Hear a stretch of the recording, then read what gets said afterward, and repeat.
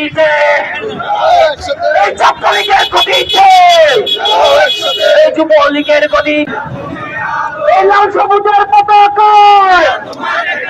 জিয়া তোমায় দেখা যায়, জিয়ার সৈনিক এই এক হও লড়াই করো, এই লড়াই চাই, এই বাঁচতে হলে লড়তে হবে,